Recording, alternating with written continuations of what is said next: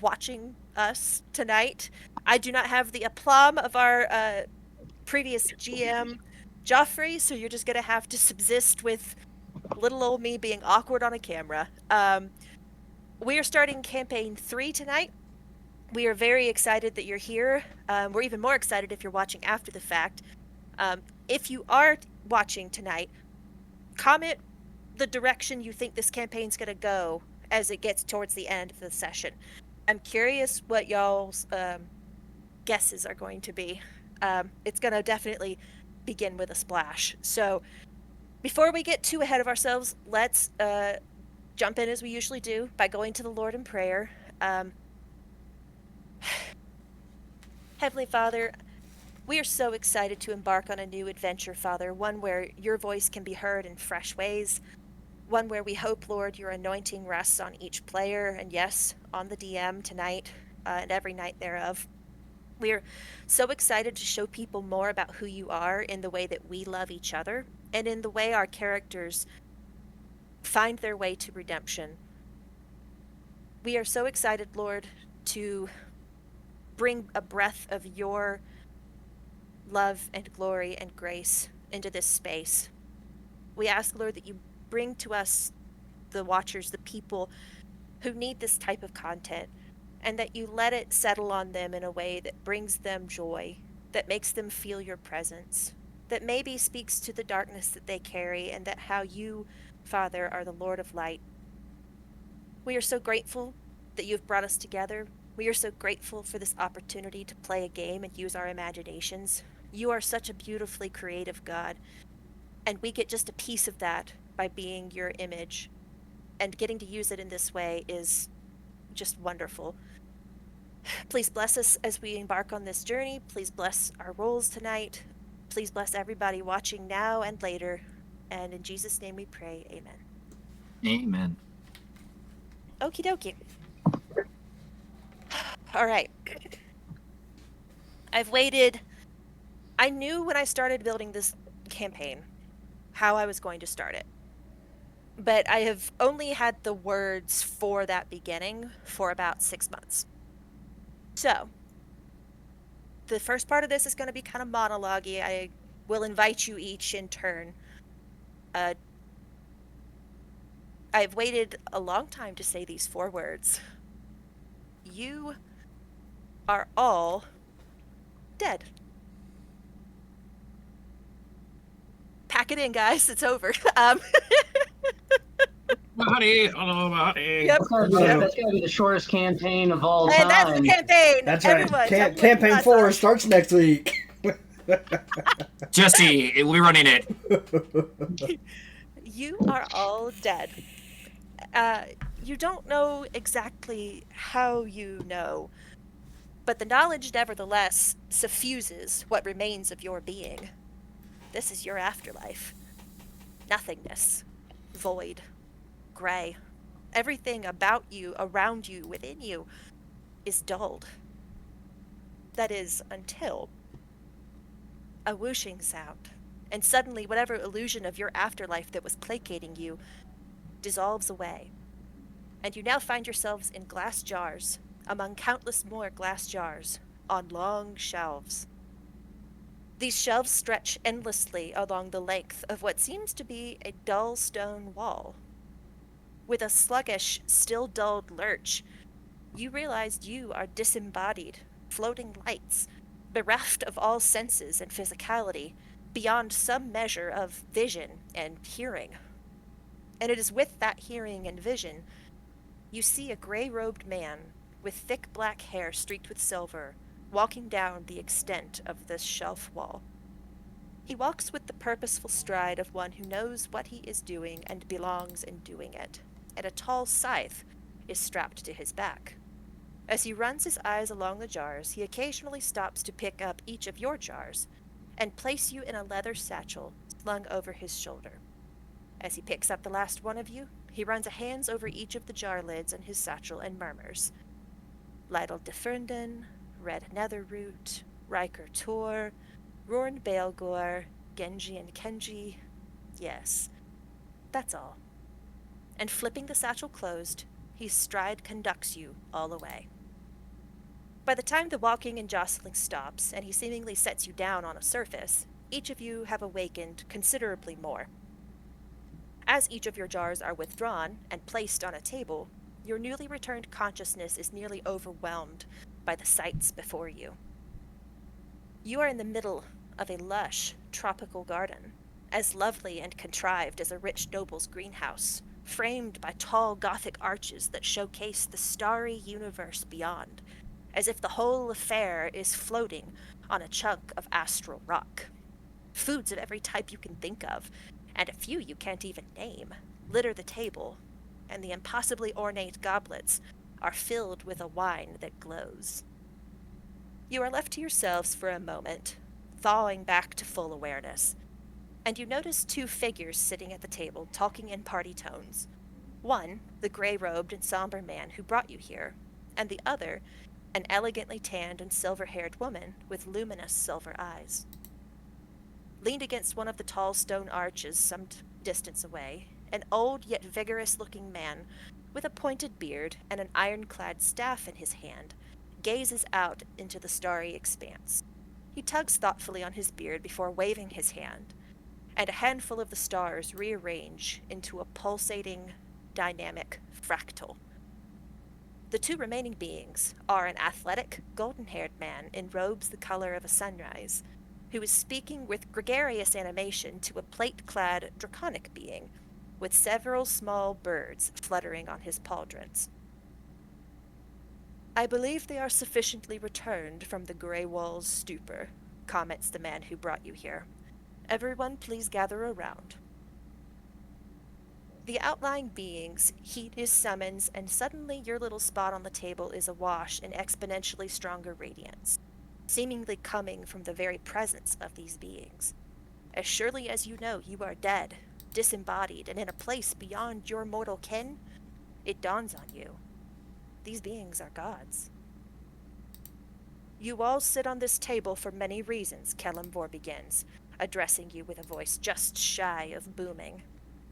"Proximity to each other in your repose on the material plane, for your integral ties to what we divines wish to accomplish, your unique strengths and motivations, but chiefly because each of you, save for one, died unattached to a deity and were thus relegated to the Grey Wall, where mortal souls without a god to claim them spend their afterlives. You now have a chance to return to life, exactly as you were when you perished, but at a price.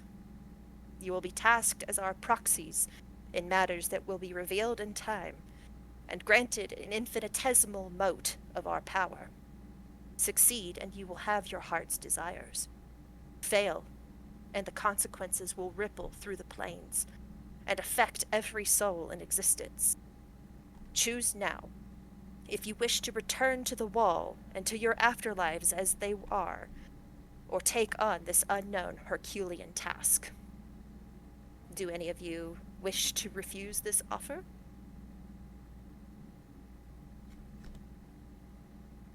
"Why don't you introduce us to our proxies, Kelemvor?"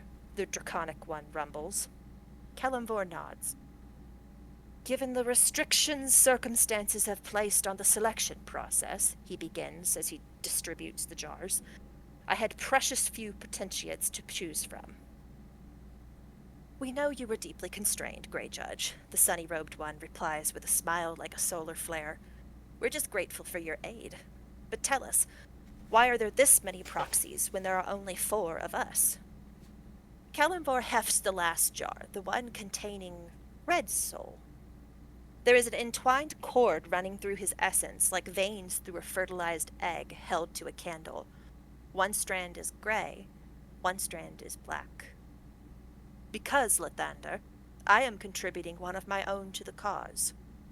Surprise ripples through the group. "Forgive me, Grey Judge," interjects the silver-haired woman. "Would that not go against your own tenets?"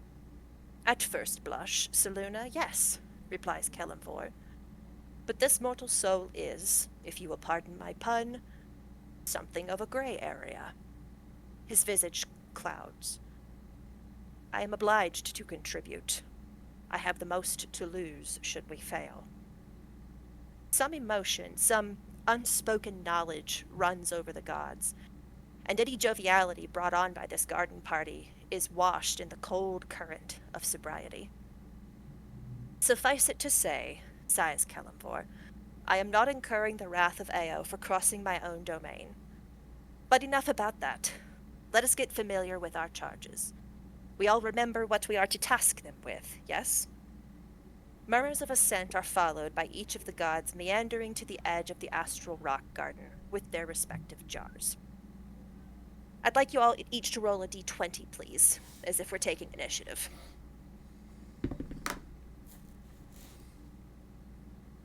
Okay.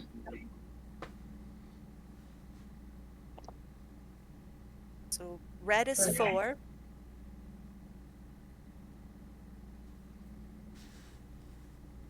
What's yours, Rorn?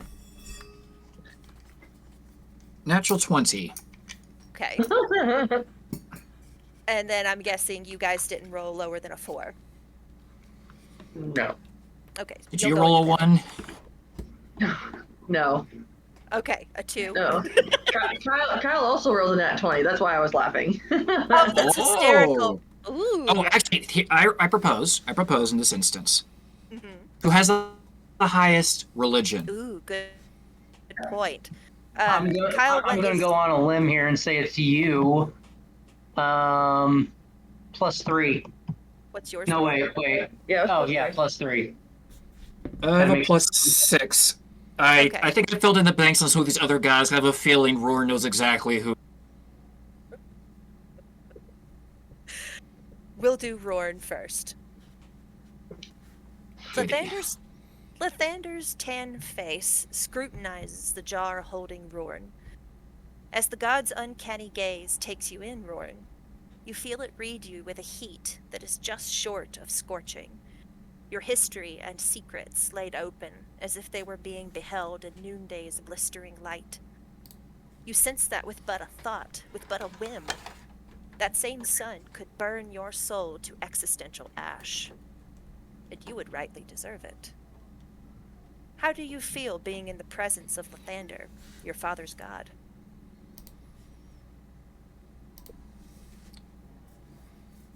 That this is the hell I deserve. Perfect As time one to might judge you. say, I still have to get home.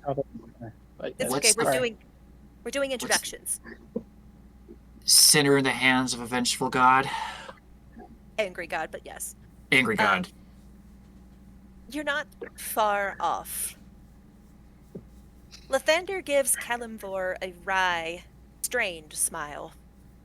Of all the unattached souls to wind up as my proxy, fate has quite the sense of humor. Then, sternly to you, Rorn, you and I have some matters to discuss, Rorn Baelgor. He opens the jar up and scoops you out, and you hover in his palm. His fingers twitch to momentarily cage you, hinting at some restrained emotion, before relaxing. There is not time enough to address all the blood-soaked history of your previous life, Rorn, begins the god, before taking a steadying breath. And the effect is like the brush of dawn's paints on the horizon. But know this, my domain is not just dawn. It is redemption. Sunrises after long nights. Light after deep darkness. Warmth after bitter, biting cold. He smiles at you, and it's like looking into the sun. You, yes, even you, have a chance to be redeemed, Rorn. A precious chance few others will have, much less have like this. It is up to you to seize it. I will tell you how when we speak again, soon.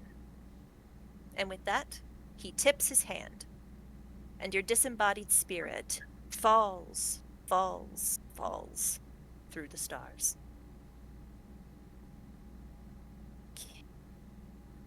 An elegant tanned hand reaches into your jar, Genji and Kenji, and withdraws you to hold you gently and turn you over, as though examining a injured bird. Your soul lights are equal-sized but smaller, as though together you would make one whole. Dichotomy, marvels the ethereal and silver-eyed beauty that holds you. Selûne, she was called. Like the dueling forces of the tide under the moon, equal in opposition, yielding and surging in turn. She smiles, and it is radiantly lovely, like the benevolent moon hovering over the horizon. She tilts her head quizzically as she reads you as only a god can. You don't know who you are, do you? How do you two respond without words? Without words? Or think to yourself, perhaps with words.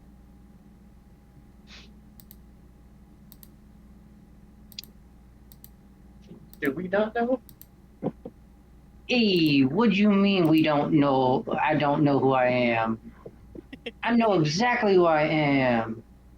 My name's Genji, and I'm always looking for my next mob. I feel like you have pit viper shades even in death. Hey, I mean, you gotta do what you gotta do. Do you also push a hot dog cart down New York Avenue? Like, what are we doing? Hey, watch it. Watch it. I ain't such low life. He's got a little toothpick that's kind of bouncing on the corner of his mouth. Right. Listen, slinging the dogs is an admirable profession, but it's not your profession, is it? Nah, not even close. Does Kenji have anything to add? No, not at this time, no. Okay. You observe all of this. Oh, wait, so who's Kenji? I mean, this is Genji, but I understand the confusion. It's very Hey. obvious who you two are in this moment, unfortunately. There is no disguise. What disguise? I am Selûne, goddess of the moon, and all the many phases and changes it represents. You might not see it now, but we are well paired for this endeavor. I charge you with this. Restore to the balance to nature that Tharius Blackroot has ruined, and stop him from producing more discord. For too long he has held the continent in the darkness of his evil and destructive whims. This phase must change, and you will see it through. And with a breath like blowing dandelion seeds, she sends you floating purposefully through the ethereal sea. Whee! We will do Red next. And then I'll read the our missing members as well, because this is occurring within proximity, you can hear. Let's see. Red is near the top. Red. You spent your life in service of the tenets that Kelemvor espouses, and now here you are, being held in the very same holy hands that hold the scales of judgment. How do you feel as he measures the weight of your soul, deftly poured from the jar into his palm? Just a guttural grunt. Just a.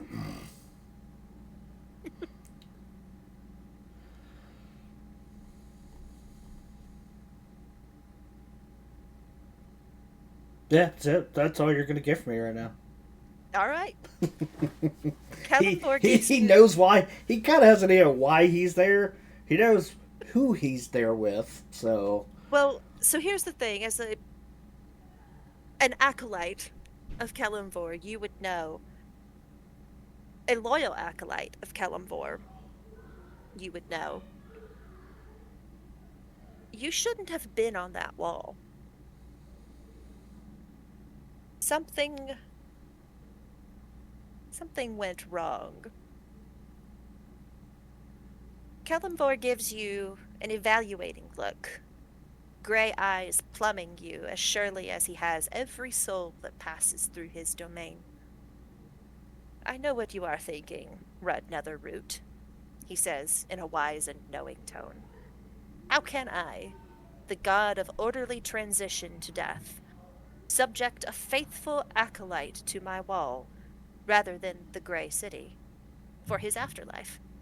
And what's more, how can I bring you back to life, even for such an important task as this, without crossing my own tenets? He passes you from palm to palm as if you were an egg, a delighted twinkle in his eye as he takes in the through line of your devotion, that gray twine through you, as if it is a wine even finer than those on the table behind him. Circumstances have made you a unique case. I cannot say more at this time, but I will explain soon.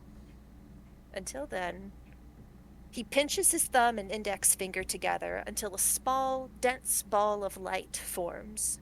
Then he presses it into your soul's essence.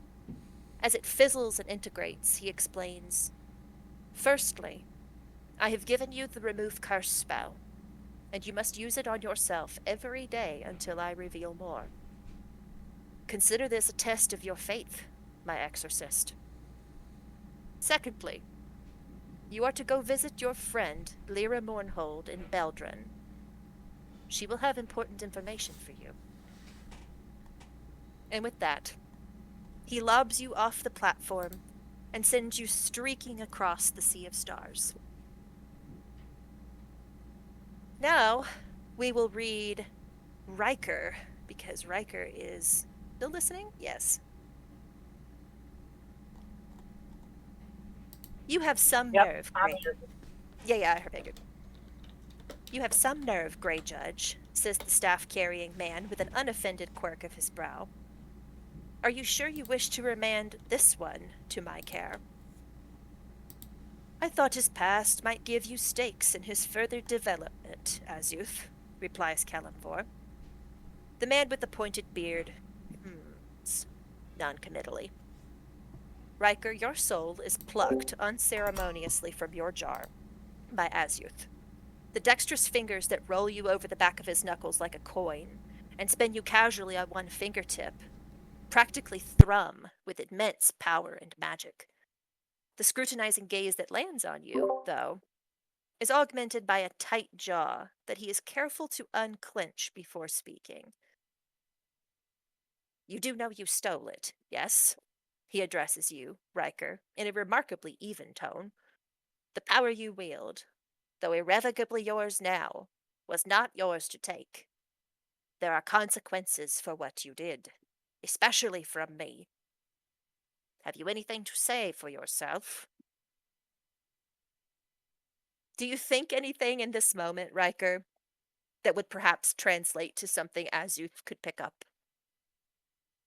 I think that he would just see like that Riker's entire like soul is just like vibrating in terror at being so exposed and seen. That tracks. He dangles your soul over the starry abyss between two fingers and pauses long enough for you to think this. I will consult with my mistress over how you might pay recompense. In the meantime, you are to use what you've stolen in the aid of your party. We will commune again soon. And he unceremoniously drops you over the edge, where you plummet, stars streaking by, into the unknown. Lytle, your jar is taken up by massive claw-tipped hands and raised to the height of a rather tall individual's, for lack of a better word, snout. 7 yellow canaries flutter on his broad pauldrons, and draconic nostrils flare as they sniff you, queryingly, evaluatingly. And with a snort, he seems to detect what he is looking for. He dumps you into his massive paw, only because his fingers would not fit into the jar's mouth. Hail and well met, Lytle de Ferndon, he rumbles. I am Bahamut, the Platinum Dragon. I sense in you a strong devotion to honor and justice, which will serve you well in our partnership as proxy and patron. I am tasking you with finding and aiding my acolyte, Oradir, in whatever way he wishes. Are you up to the challenge? This is the part where Lytle would reply if he were here. Oh, and keep that rock close, adds Bahamut, almost as an afterthought. With a satisfied and toothy smile, Bahamut hurls Lytle like a baseball through the heavens, towards his destiny. You all lack mass, but you still plummet through the stars like meteors. You lack bodies, but you can still feel the drag of the universe's atmosphere. You lack mouths, but assuredly, you are all screaming. And then, impact. With a jolt like you are awaking from a falling dream, you are all slammed back into physical form.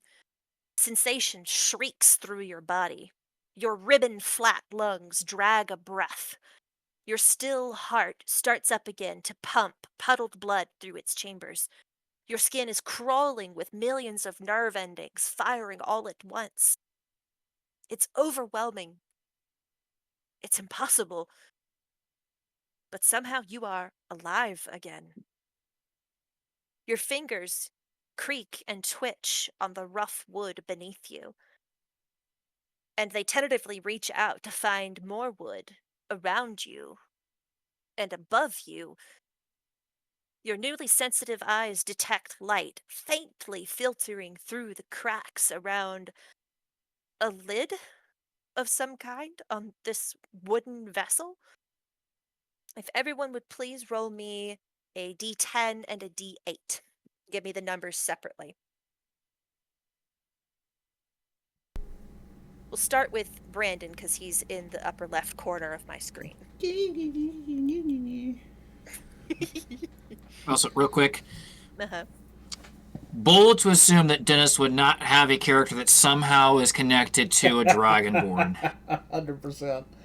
That was pure fan service, but it works. Okay. Right. So Okay, I'll just say that's only 2 out of the 3 campaigns. I'm just going to say that right now. no, it's all No, 3 campaigns at this point. He was Right. He no, loved he dragons. was a human. He was a human yes, in but he loves campaign dragons. 1. But Yes. he still loves dragons. He derailed an entire campaign to find dragons. Yeah. So Yeah. it's all 3. Oh Lord. Okay. Sorry, Dennis. I'm trying to fight for you, man, buddy. Listen, he knows who he is and he accepts himself, and we love him for it, don't Yeah. we, guys? Yes. Yes. Okay. Brandon, Yeah. what's your D10? 9. All right. Give me your D8. 5. Perfect. And because you guys are next, Genji and Kenji, tell me what your D10 is. A 9 Also a 9. Okay. and an 8. Perfect. Wow. Wow.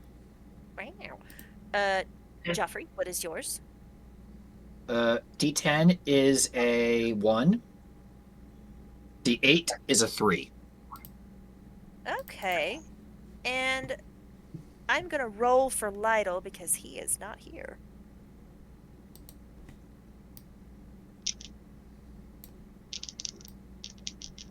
Cool. Okay, that's actually very convenient. Jesse's character, Riker, rolled in a very particular way to get out of his coffin.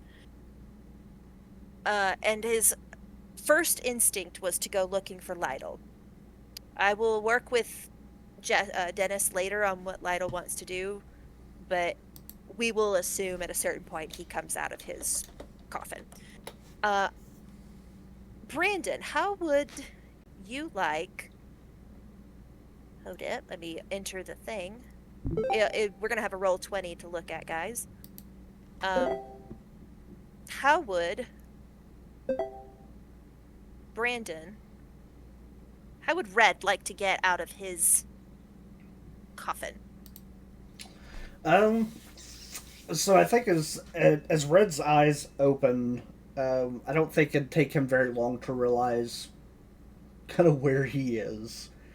He is very, very familiar with coffins, with the dead.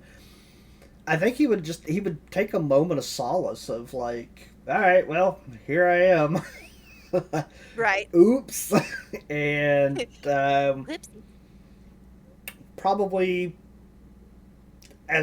probably as graceful as he possibly could, just kind of open the lid and kind of slowly peek up out and kind of look around. And really the biggest thing is making sure that he's not disturbing any of the other dead.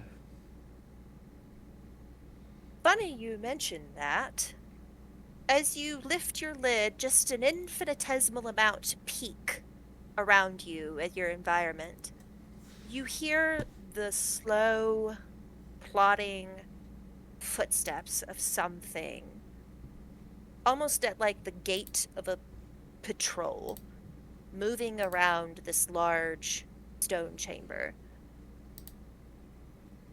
You might even catch a glimpse of it as you peek, depending on where it is on its patrol route.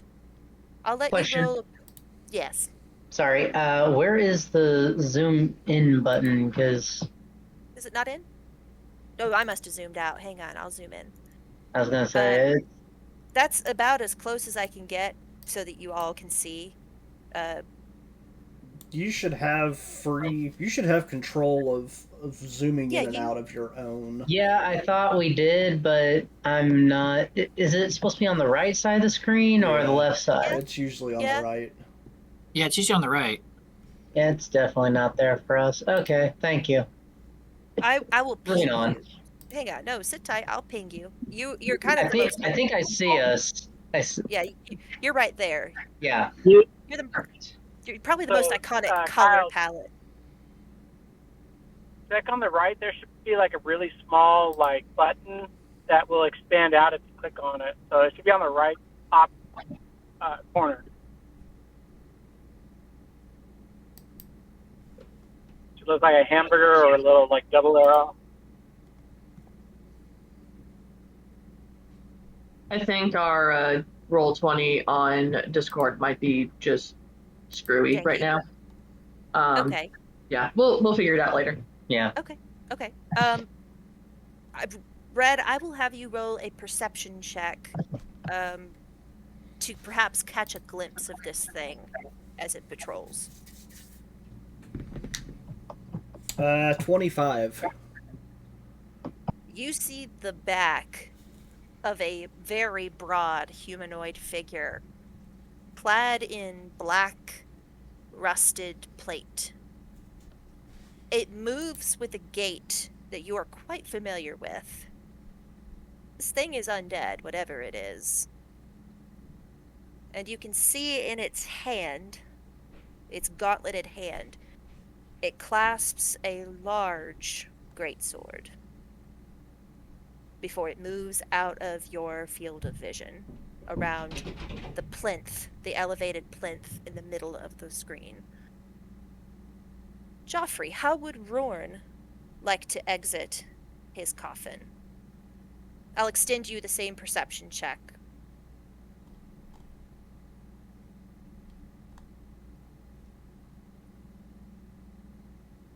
$13. So you are not as aware of this thing's presence. I think that you would be almost out of your coffin before you became aware of there being anything in the area. Rorn would first be absolutely still and just listen before making any movement.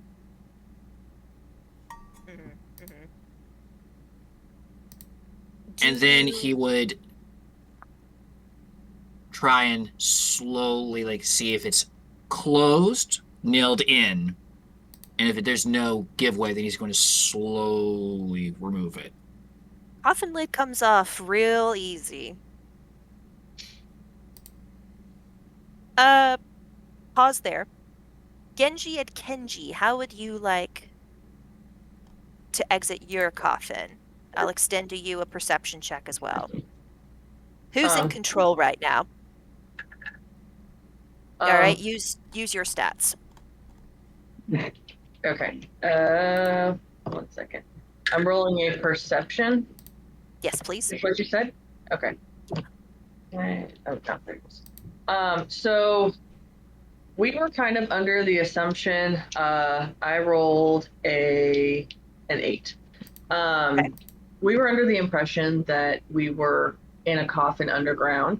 So Kenji just like winds up as much as he can and just like punches through, expecting to punch through the like lid Ground. and Right. dirt to like, Yep. you know, and You were about to 3-inch punch, like Kill Bill style, out of this coffin. yeah, and then we realized we're not actually underground, so it was much easier than we thought it would be, basically, But your fist still impacts the lid, yes? as far as I'm aware.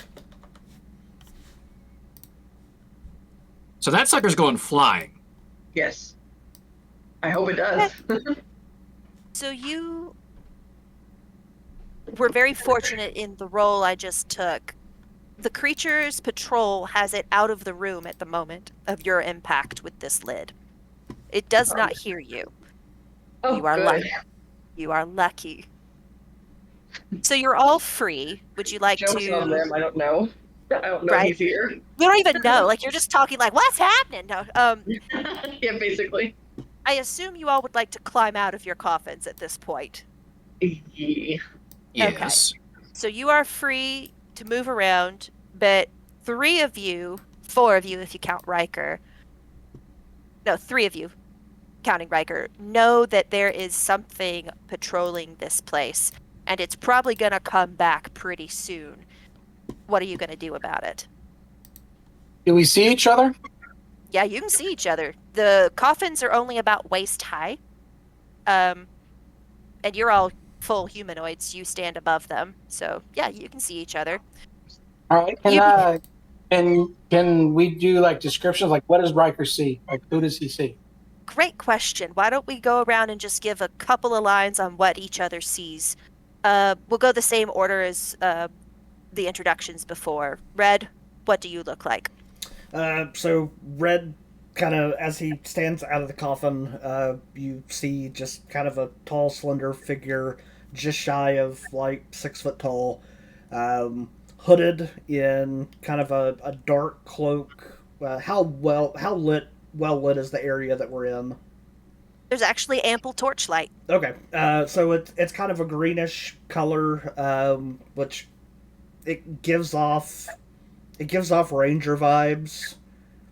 If you're going color wise, I kind of I circle and look, just kind of make eye contact with each person that I'm seeing, and you, like everyone that's looking at me, like immediately sees my hand glowing as I touch my chest, and it just kind of soaks into my body and dissipates. So I'm actually burning a 3rd level slot. Thank you, Stephanie, and casting Remove Curse. You feel a wash of approval as Kalimvor senses the magic, and you feel good knowing that you've pleased your god. I'm just gonna give him just a. It's uncanny for you to have this much attention from the object of your worship, but you gotta say you don't mind. Would you like to perhaps hide No. in anticipation? Okay. Rorn. Well, I'm sorry, not you guys. Genji and Kenji. Sorry, I forgot the order. What are you guys gonna do? seeing as you're unaware of this thing's patrol and presence.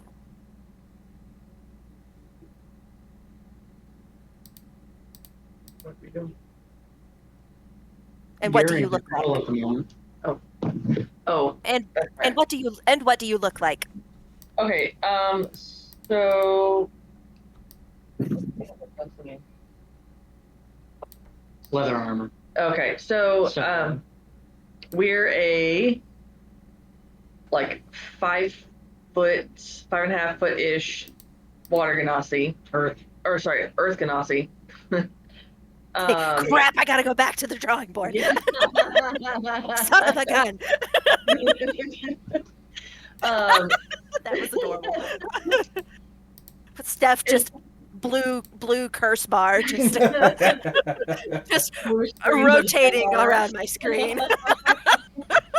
Earth Genasi, dirt. Continue. Yes. Yes, we are also the color of dirt.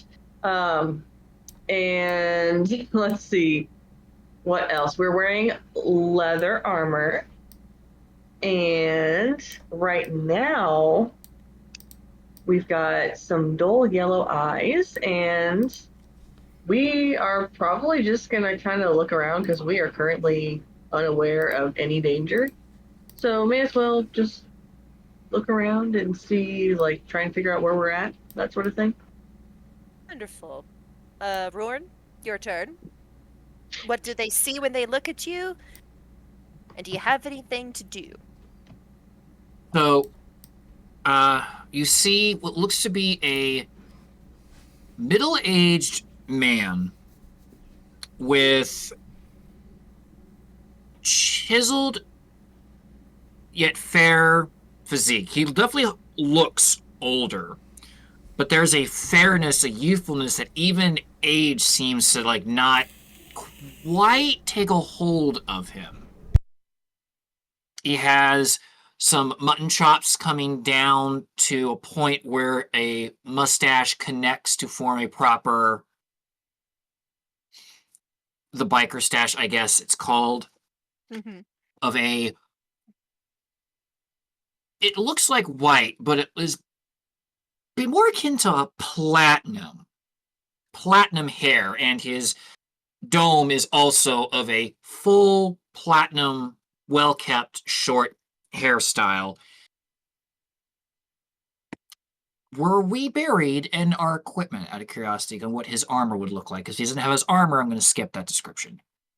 Yes, you have your armor on, and we'll get to the weapons part in a minute.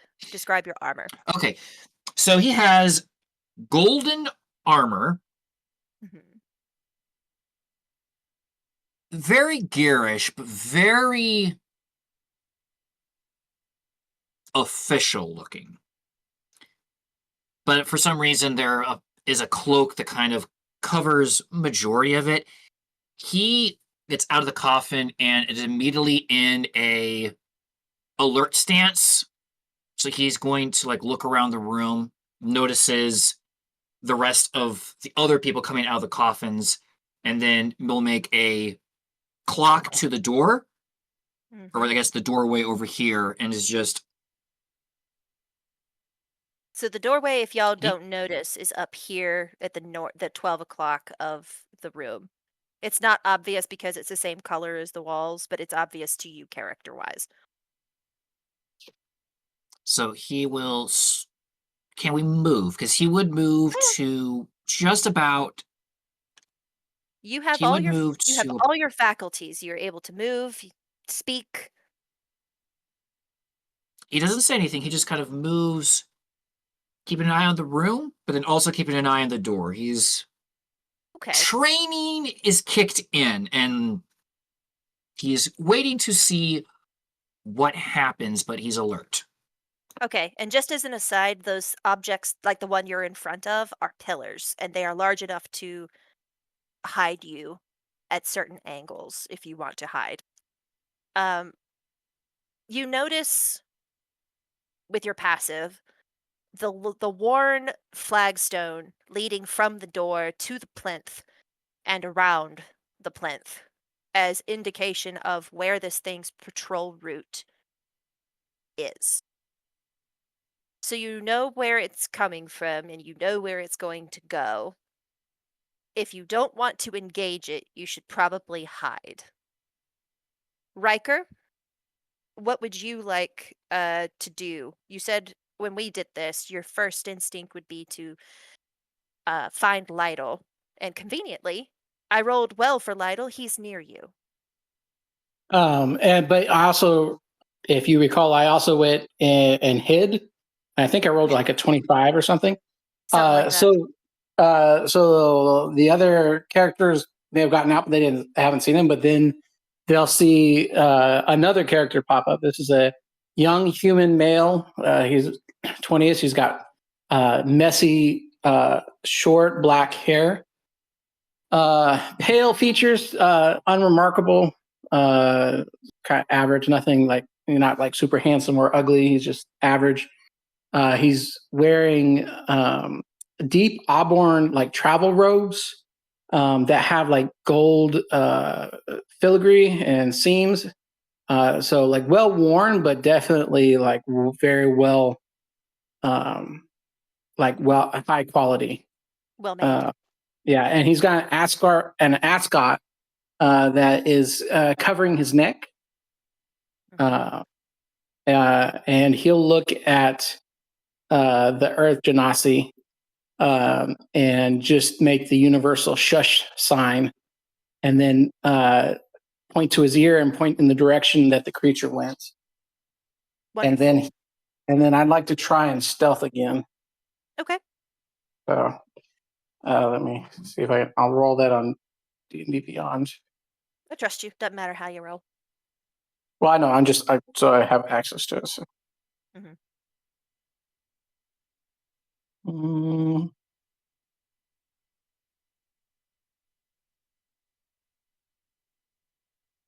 So with a 22, he'll kind of just like vanish again into the gloom, or I guess he'll just vanish even with the lights. You obscure yourself well around these coffins despite the light casting harsh shadows. As you guys hear the approach of this thing again, instinctually many of you, I think, would reach for your weapons. I need you each to roll a d20.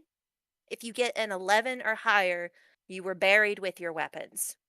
If you get a 10 or lower, you got nothing. Ooh. Does that include my book? Depends on where your book was on your body. Well, it's kind of important, so it would probably be like in my deep in your pocket. Yeah, like in my. I like to think of it like a holster, like the shoulder holster. Like Caleb Widogast in Yeah. campaign. Yeah. That would stay with you. I will allow that. Okay, then I'm not even checking my pocket. All right, 2 thumbs down does not have their weapons with them. Just Rorn. Oh, you two as well? Red. You reach for your weapon of choice. I got a 14, so yay. And you find your weapon of choice. But the rest of you don't. And which begs the question, if they buried you in your armor but not with your weapons, where are your weapons? And you look towards the door. I will give you all one last chance to prepare yourselves to either hide or engage this creature.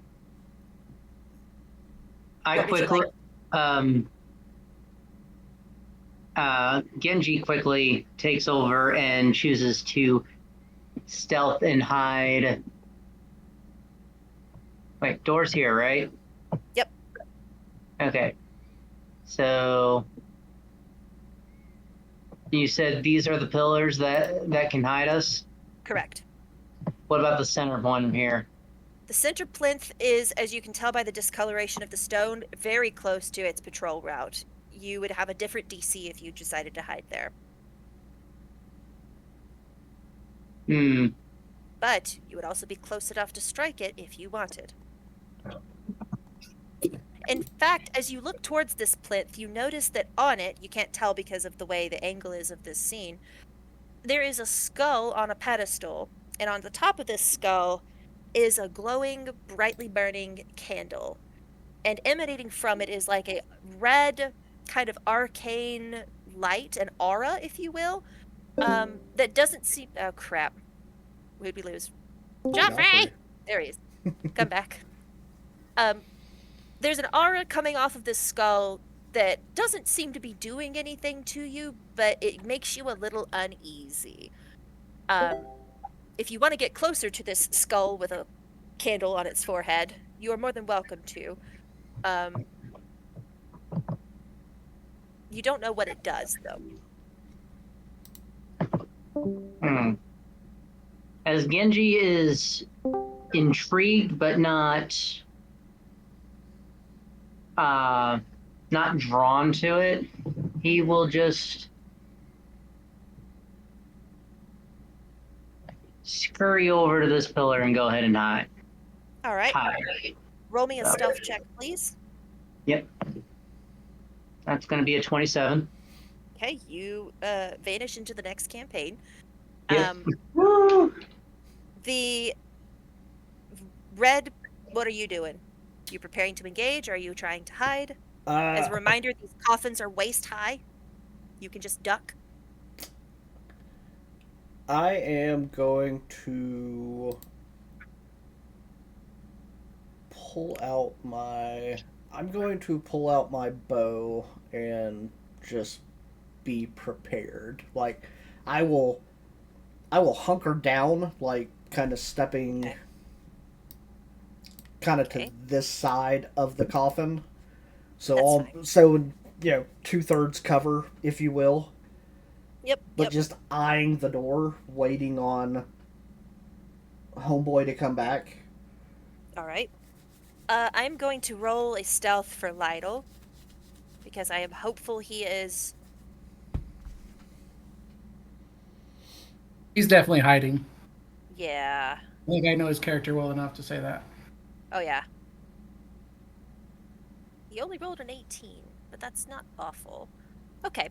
So you've all. Can I say one thing real fast before Of course.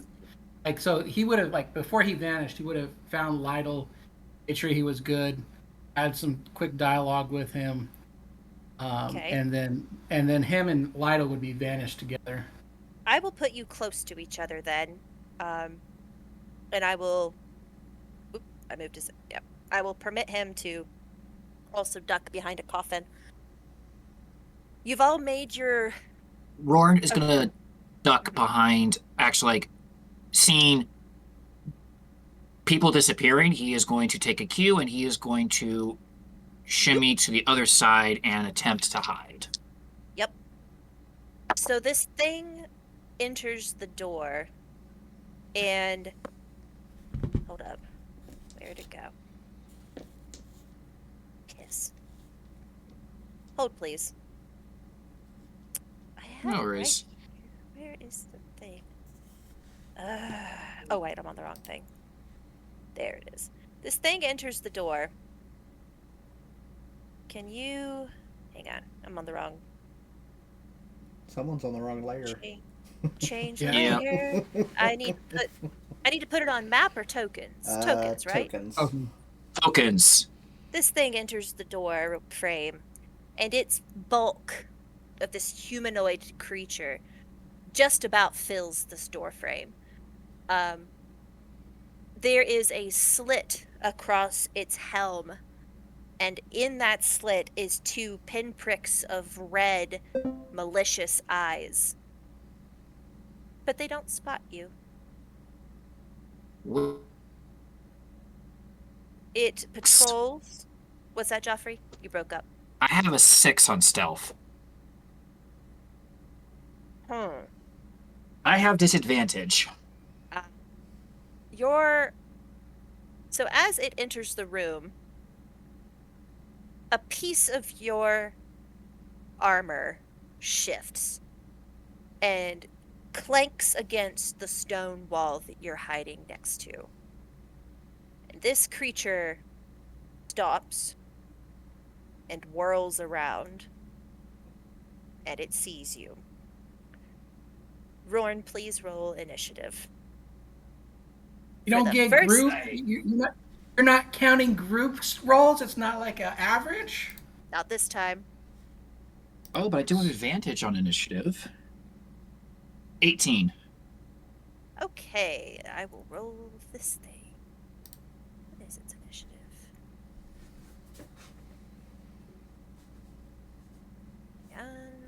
Gotta find the chat. Okay, so he is most assuredly going before you. He is going to, for lack of a better term, roar at you. Filled with rage that this thing, his primary function, you assume, in this space, he's failing at. But he's actually not going to run towards you. He is going to instead use his movement to come up on this plinth. And with his action, he's going to extinguish the candle.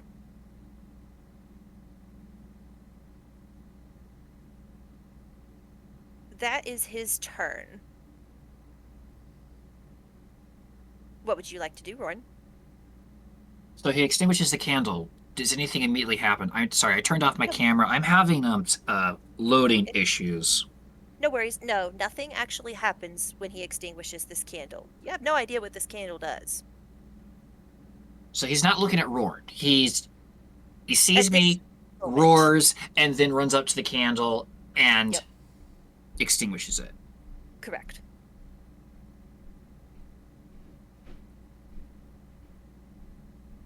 Rourn's feeling very naked. He has literally nothing. You can go I'm guessing through if I don't. the door that this thing entered the room from. You don't, but it's probably better than being in here. He is. Let me see. Might even be an opportunity for a new 5, stealth check. 10. Okay. So 25 feet to there. Mm-hmm. If you want to dash, I'll let you go all the way in. Well, he was going to peek through the doorway before he goes into the next room before Okay. moving into that. So as you peek through the door, this is what you behold. It looks like nothing more than a storeroom, but it is resplendent with all manner of weaponry, and it looks blissfully unoccupied. 25, 30, 35, 40, 45, 50, 55, 60. All right, Roran's going to pop around the corner to there. I Actually, will allow no. you. I can go 80 feet. Oh, that's right. You've got you can 40 you can- feet of movement. Yeah. Okay, so may I do a free action Mhm. to see if I can perceive where my accoutrement might be in this room, if it is. Without very much issue at all, given your passive perception, you find your weaponry with ease. Not just Okay. because it's your weaponry, but because it stands out significantly among the other lesser weaponry in this room. Okay. He is, unfortunately, I don't have any other actions for this turn. However, if it follows, it means it will be opening its backside to somebody else to potentially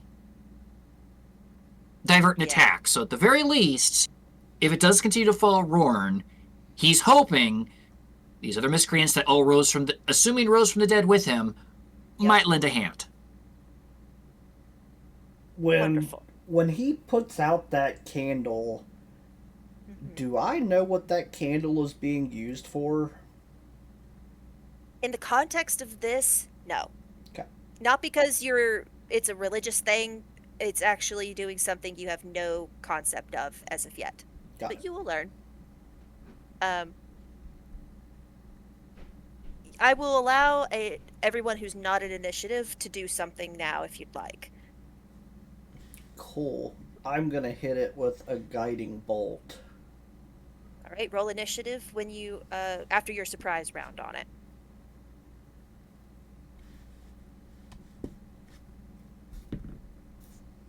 Okay, so my initiative will be a 13. Okay. And then I'm just launching the guiding bolt at him. Yep. Alright, that is going to be a 27 to hit. That most assuredly hits. I would certainly hope so. And that is going to do 17 points of radiant damage.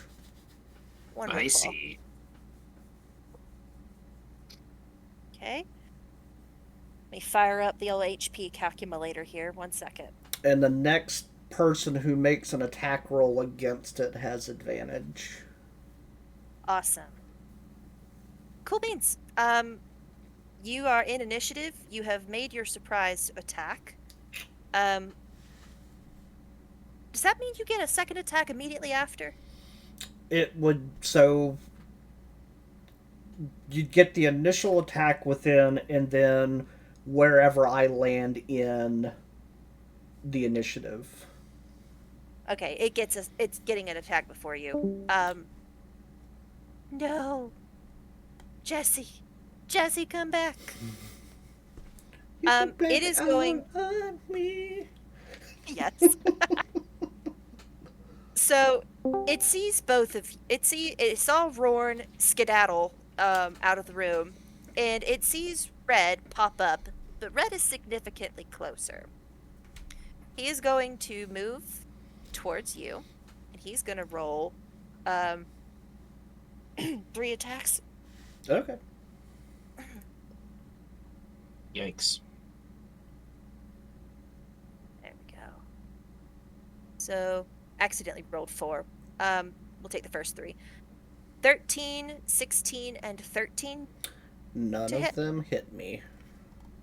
I am shocked.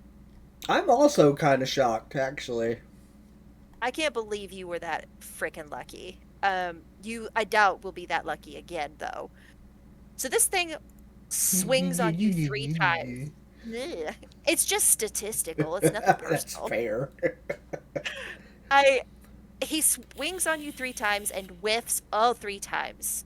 Perhaps this undead entity is taken off guard by the charges it is responsible for, suddenly doing more than just lie and rot. It is now Rorn's turn. Armed, Rorn is going to.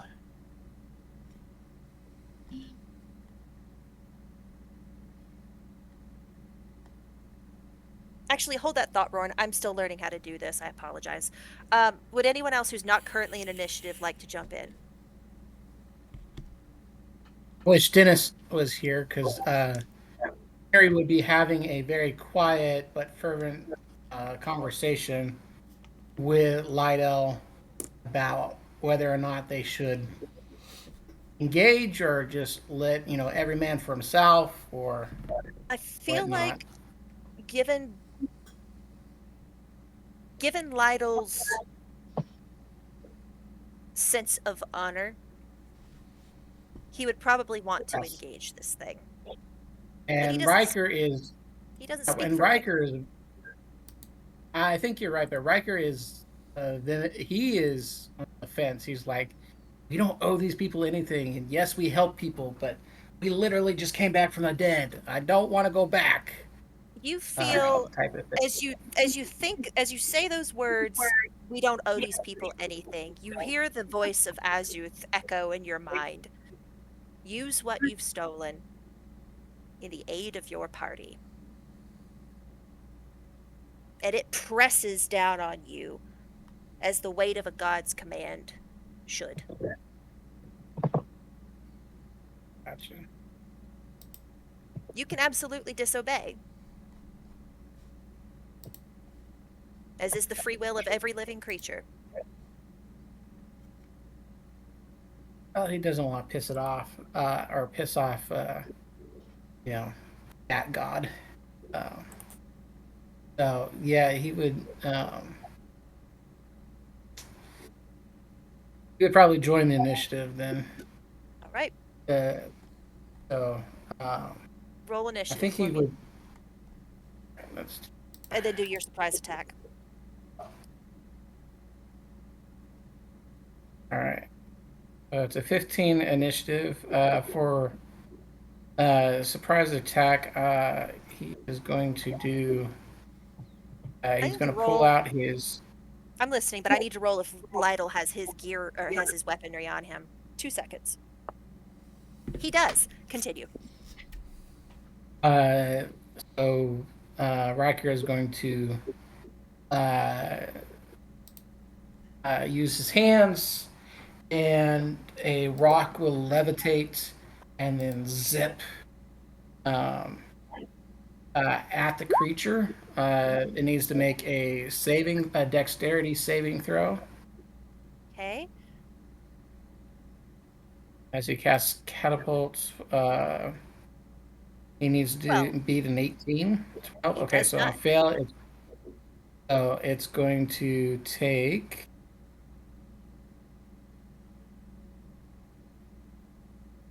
17 points of damage. Blood damage. Okay, let me. Wonderful. Okie dokie. Red, it is your turn again in the initiative.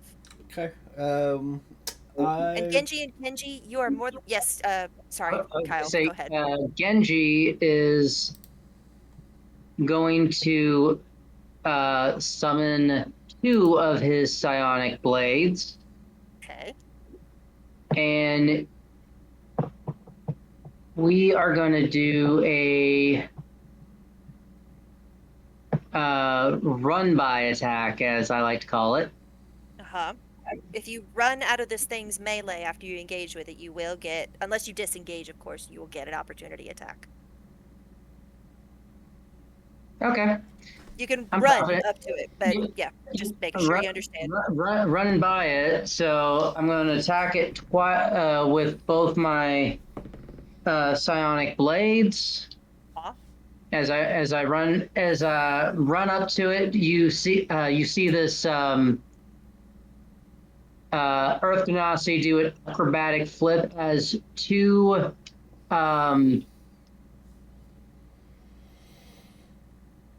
corporeal blades slice at this being in front of it. Okay. If you roll good on a acrobatics check, I'll let you use a d6 instead of a d4 for your offhand attack.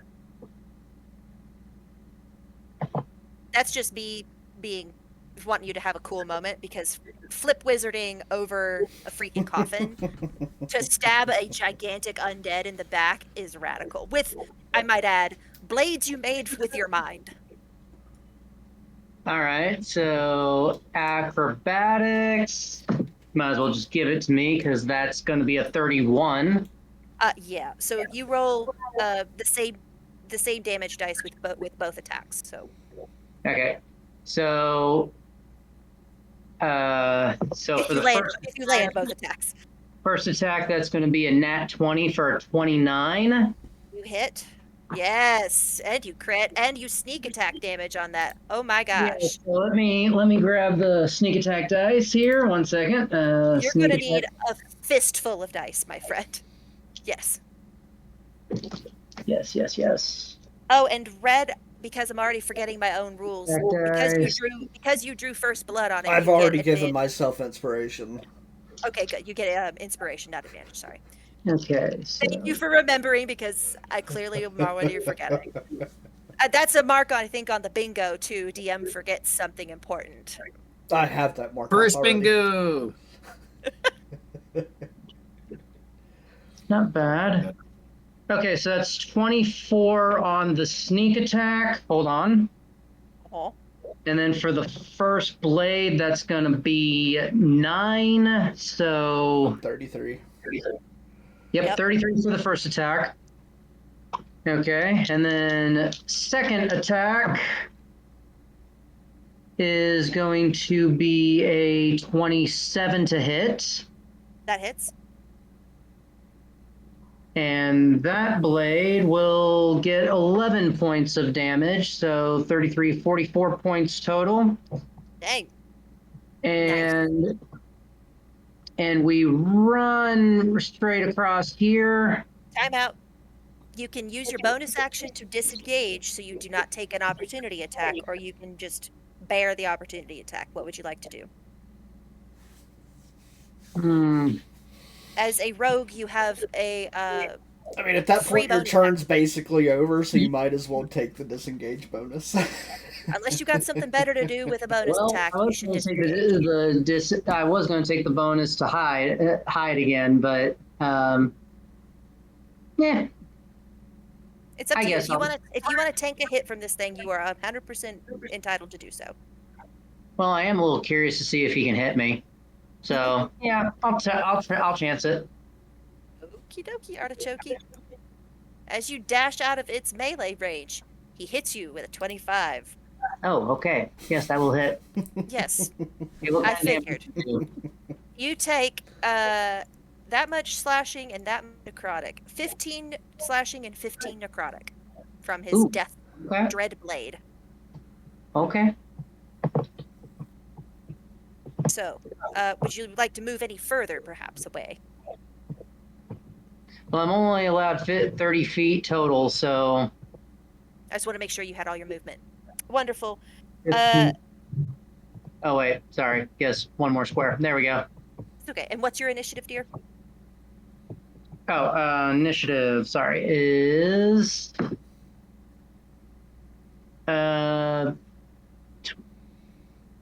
26. Nice. Okay. Oh, right.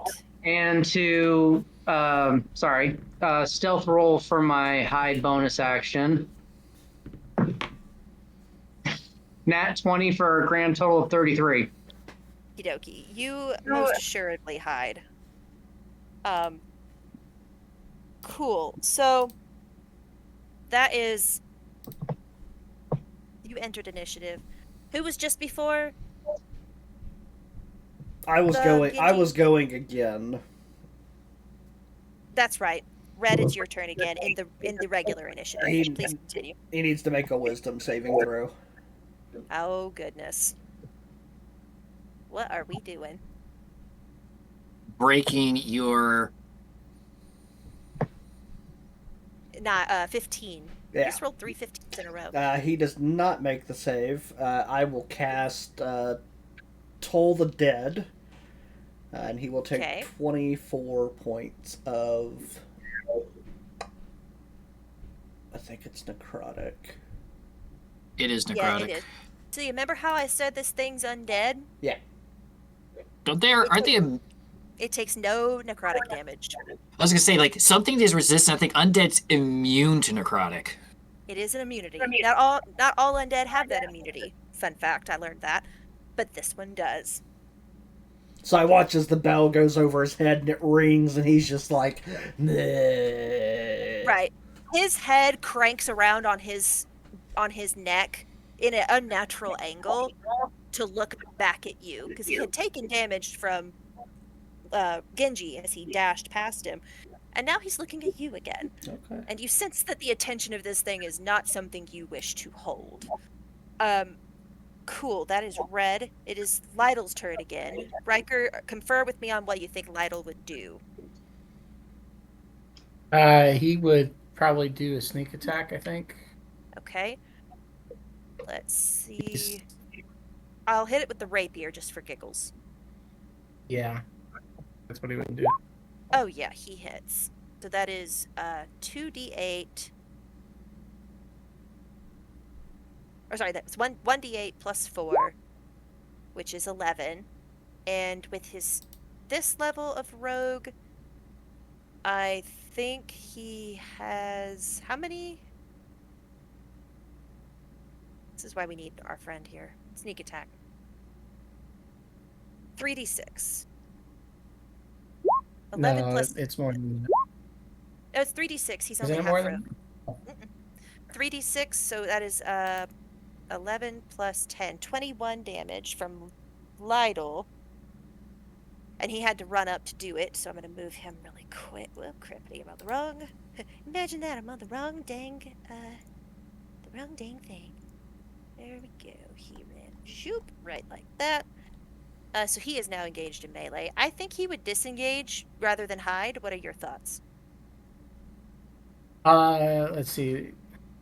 He's only got the ability to do one or the other. Disengage Yeah. would keep him from getting hit. But does he have any movement left? Oh, that's a good point. Not really. Yeah, he went 1, 2, 3, 4, 5. I moved him a little much, I think.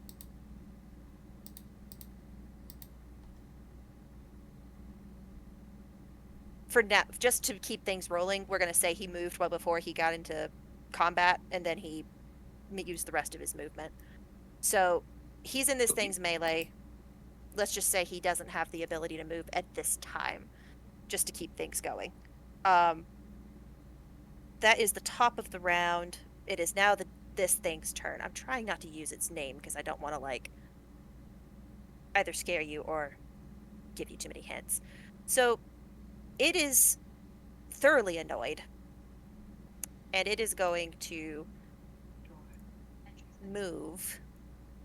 It's actually going to break melee with all of you. It is going to move back considerably. Hang on, is that too much? Yes. That's too much. You can take an opportunity attack on it, as can Lytle. Okay, so 26. Okay, you hit. And let me look at something real quick.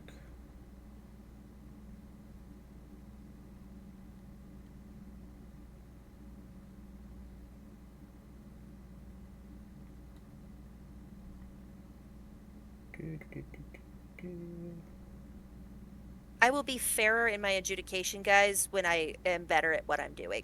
So just please be patient. You're with me. fine. You're doing great. Thank you.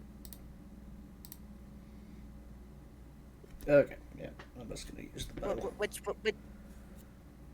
I assume you don't have Warcaster, so you can't hit him with a That's spell. what I was thinking. I didn't remember if I took it. That's what I was looking for.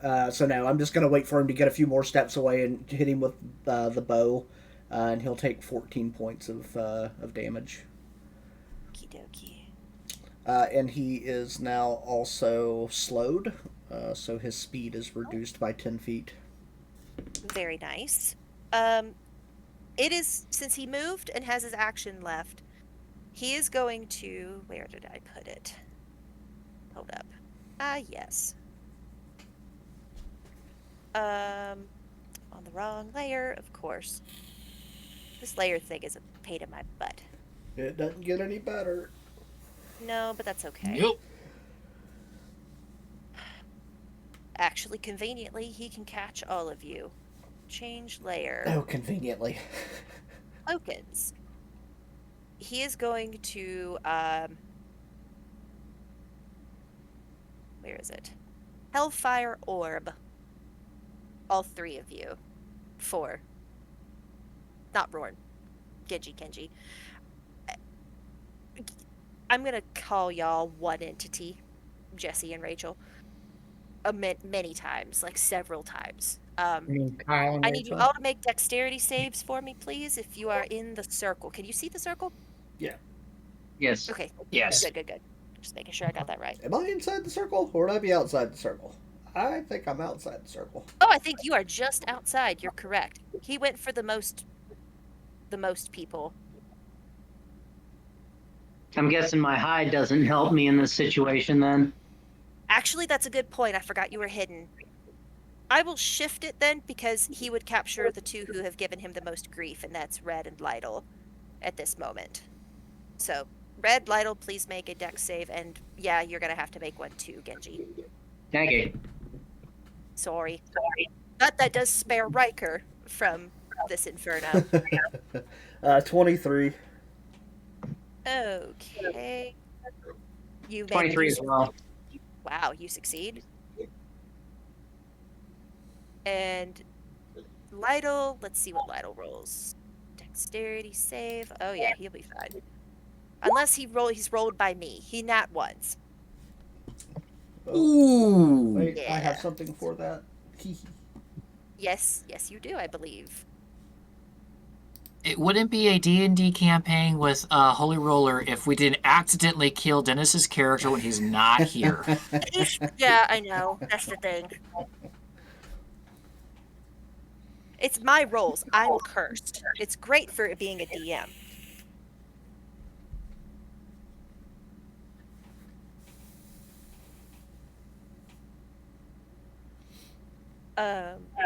You got something, Red? Yeah, 23 To do what? for the dexterity save. For Lytle? Oh no, I've already done it. You'll see it in the recording. Don't worry about it. Okay. Just go. Does he take damage or no? For light, I don't know. You're the DM. I threw up a graphic that showed a nat 1 being rolled and it falling on a Oh. knight. I thought you had a character thing to mitigate the damage. Oh I'm no, sorry. I have. No. It's like, don't worry, I got something for this. Pops out the chair and just be like, Yeah.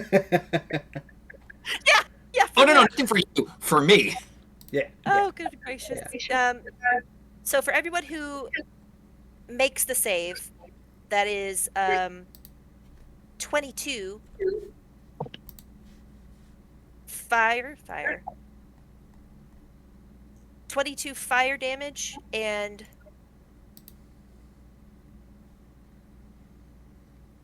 math.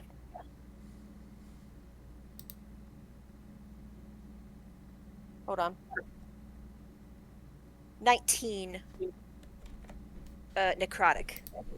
And that's the success. I'll point out that I have evasion, so I take What none. is wonderful. Okay, so the only person who takes that damage, it seems, is Red. Yeah. And Lytle. Lytle, because I don't feel good about if you nat 1 on a dex save, does that mean that the damage is doubled? I don't think we've run into this before. That is DM discretion because that falls under the purview of rules as written. It's just you automatically fail. Okay. If the DM chooses to spice that as you critically failed and No. decides it No. means double damage, that's entirely on the DM. That At double least damage how would I would rule it. No. That double damage would perma-kill Lytle while Dennis isn't even here, and I don't feel like that's fair to him. So Lytle just goes, I'm pretty sure Lytle goes down. Let me double check that. Oh yeah, Lytle's down. He's yelling timber, in fact. Damage, 38. I don't have a graphic Cool. for that. No, that's okay. You may want to make one at the rate we're going. Yeah. So that's the Hellfire Orb. That's his attack. That's his action and his movement. That is the creature's turn. And it is now Rorn's turn again. So you hear this explosion go off, Rorn, from the other room. What would you like to do? So Rorn is going to move over to doorway and sees the Mm-hmm. smoke ring of an explosion and the figure standing there. Yep. So he's going to draw his sword, Yeah. bring up his shield. Uh-huh. After this is an action, so I can't dash. Rorn's body begins to take on an ethereal golden form as his skin begins to glow. Wow. Rorn uses radiant consumption. What does that do? I am now emanating radiant energy. It has to be as an action for the next minute or until I release as a bonus action. One of my attacks will do 10 extra radiant damage to one target, and anything within 10 feet, including me, takes 5 radiant damage. I am basically now a celestial guardian at the door that's going to start moving forward. Okay, but you're resistant to celestial or to radiant damage as Radiant. as Correct. as an Asimir. So you take just But 2 it does specify that the damage still goes to me. I just have resistance against it. Okay, that's fine. What's the radius aura? So it is 10-foot radius for bright light, and anything within 10 feet. Okay, I just gave you an aura. That is your full movement. That's my full movement because I double checked. Then that's your full The turn. 40 cannot happen until later. I double Gotcha. checked. So it's just 30. No worries. That's my turn. That's my action. No bonus action. So there is now this thing's now seeing a radiant being start to walk back into the room with a sword out. You see an uncanny light appear in this doorway, emanating from a figure that is haloed in radiance. Y'all don't know precisely what that means or even what's happening, but you sense it's probably a good thing. Riker, it is your turn again. We're now in like formal regular initiative, so sorry for the confusion earlier. No worries. I think at this point, Riker would run. Let's see. He's going to run straight to Lydell. Yeah. 1, 2, 3, 4, 5, 6. You can just get there, I think. And I don't know if you'll allow this, but he wants to do the help action to try it. I don't have anything. I don't have squat to help him, but I will allow you to try and stabilize him. I'll let you roll medicine with a disadvantage. all right.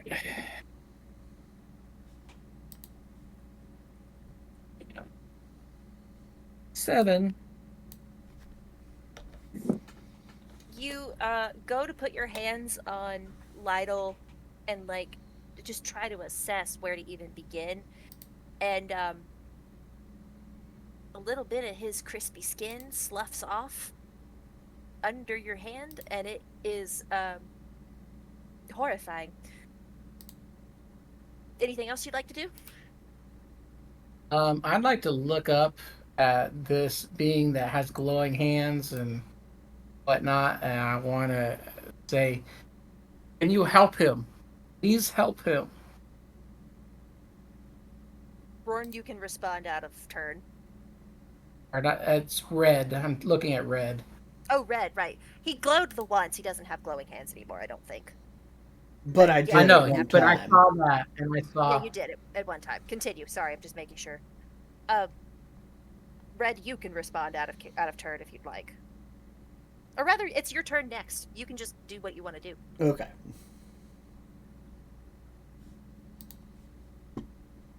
Am I up now? Yes, you are. Okay. I will. So, as a bonus action, I am going to. Let me make sure I'm not about to do something stupid here. You never. That right? Yeah. Yeah. Okay. So, as a bonus action, I will. I'm not even gonna turn and look at. Riker. I'm just gonna. I'll just reach down and touch whoever's down. At this point, I don't know his name. It's fine. Yeah. And I will. I'm just gonna tap him on the forehead just as hard as I can. Hit him with the spare the dying. So Okay. he will. So he is now stable. So he no longer has any saving I'm gonna- throws. Just to get him off of that screen, I'm going to give him 1 HP, but he is not awake. Yeah. Understood? Okay. Yep. Just- And for my Let- Go ahead. action, I'm gonna go on and throw. How much do I want to do this with?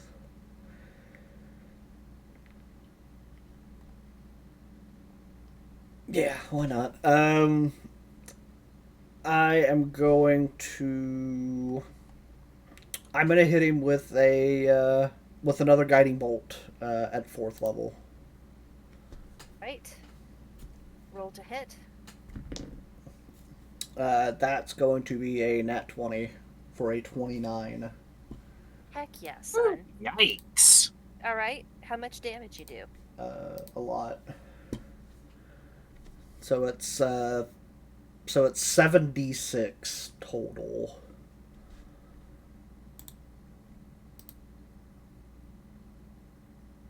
So crit damage would be 14d6. That's correct.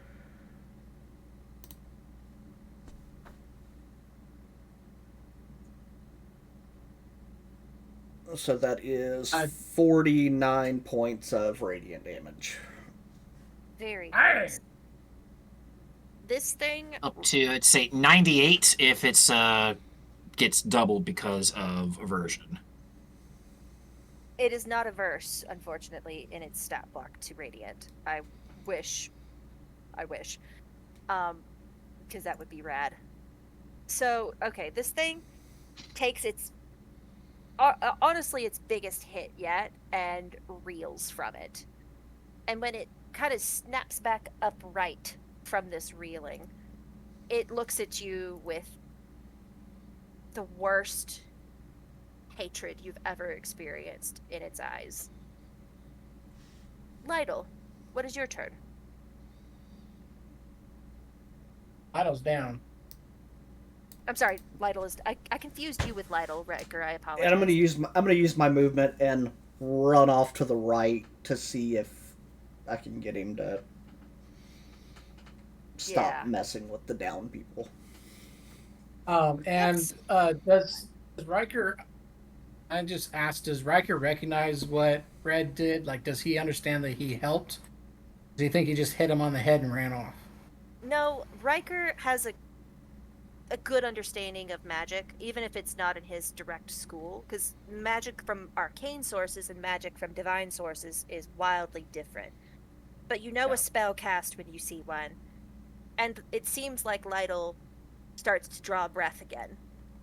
Okay. You feel satisfied for the moment that Lytle is not in immediate peril of dying.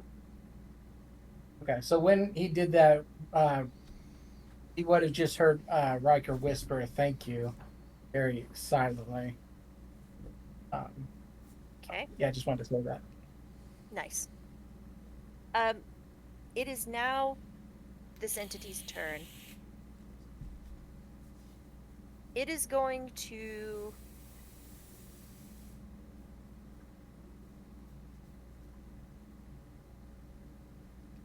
cast command on you, Red. Okay. Make a charisma saving throw. I believe it's charisma. Correct me if I'm wrong. That is a 10. I apologize. It should be a wisdom saving throw. I hovered over the wrong Might spell. be better. Yeah, I think it might be. That's a 21. That is better. Whew. You resist, but this thing's malevolent presence washes over your mind, and you feel like you lift one foot almost as if to obey its command to approach, but then you get a grip on your senses and you resist. Wonderful. Okay. That is its turn. It doesn't want to move closer at this moment. Yeah, I think it likes where it is. Ruorn, your turn. All right.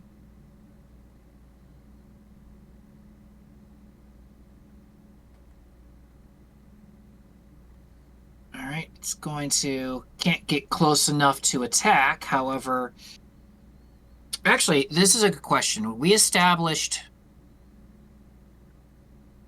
considering I am exuding radiance, Yes. DM, Mhm. are my wings out? Did you take on your form? It just says I radiate a bright light that basically you're exuding radiance. So I guess I'm not in my form, but I just don't know if it's. If you give me the option, I'm going to say no, the wings are not out, but I figured if I'm causing radiance, I should ask. That's a good question. It is up to you. Because it's not technically your, like, form. Right. Do you have one of those? Then- You do, don't you?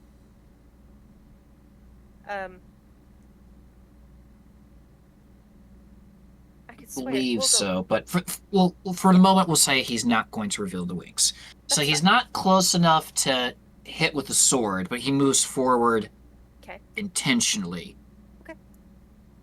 You, But it Give will him- take automatic 10 radiant damage from being inside the 10 feet. very nice. So as your aura of proximity washes over this thing, it kind of flinches at that pain. It heretofore has not been flinching. You sense that the end might be nigh for this creature. Riker, your turn again, with, I imagine, a certain degree of rage. Absolutely. I want to. Well, first I'm going to yell at him and say something about the size of his manhood before he was dead, and then I'm going to cast Reduce on him. Reduce. Interesting Uh, choice. So he needs to make a con of 18.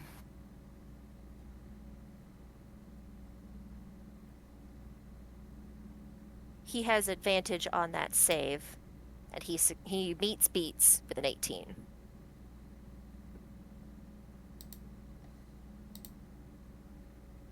Well, that was my turn then. Sorry. It's fine. Red? I was going to try and do something else, but that's fine. Red, it's your turn. Thank you, Riker. I would like to run. I'd like to use my movement though. Yep, go right ahead. Hold on, and I need to check one thing. I don't think I have any bonus actions. Oh, I do, but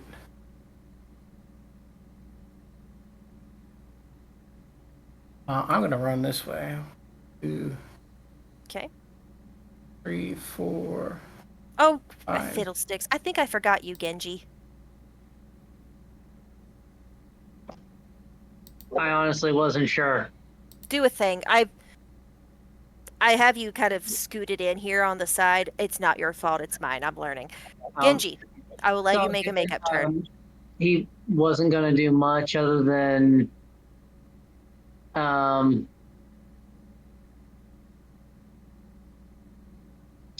do much other than stealth and rehide while staying out of Rorn's radiant aura, which I think. I believe your daggers have the thrown property. If you wanted to hit this thing with a thrown dagger, you could. No, not this time anyway. No worries. So, Thank you for your patience with me. I apologize for skipping you. no, it's good. So he's just gonna stealth over here and stay hidden. So, Okay. stealth is a 30. Yeah, you hide. Well, You hide real good. That your turn? yeah, for now. Red, is your turn. Okay. I am actually not going. Oh, it is an action. Okay. I'm going to. I'm going to turn undead on him. All right. Give it a whirl.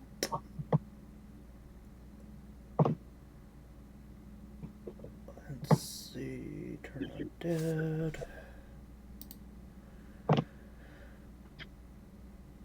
He needs to make a wisdom saving throw. Okay. 29 with a nat 20.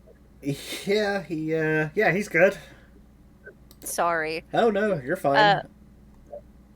Is that all you would like to do? No, with my bonus action, I'm going to put a spiritual weapon right beside his butt. Nice. I don't have a graphic for that. Give me That's just a second. fine. Just throw something down so I remember where Is it it's like at. here?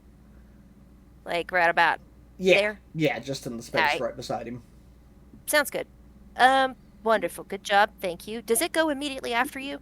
I think it's on my next action. I can use the weapon. So this is just placing it. Okay. No, I think you get to attack with that one. That's like the one bonus action where you cast it and it's I think so. I don't want to lean too hard on Baldur's Gate rules, but I feel Oh like yeah, that's the no, I case. can. Yeah, I can immediately make one melee attack. Thank you, Jesse. Yeah. get out of here. Oh, So that's an 18. That misses. Okay. Sorry. What is the shape of your spiritual weapon? Given Given this that one it's just often given that it's often unique to the god you serve. yeah. This one just shows up as like a almost like a celestial hammer. Like a gavel. Yeah. I like it. Awesome. It's Lytle's turn. He's stable and down. It's now this creature's turn again. He is going to. Although there's been people who have been more of a problem to him, Ruorn is blessedly closest. So he's going to lean into this aura, approach Red in melee, and swing on him 3 times. Yep. 1, 2, a tree. 21, 25, and 20 to hit. All 3 hit. Okay. You take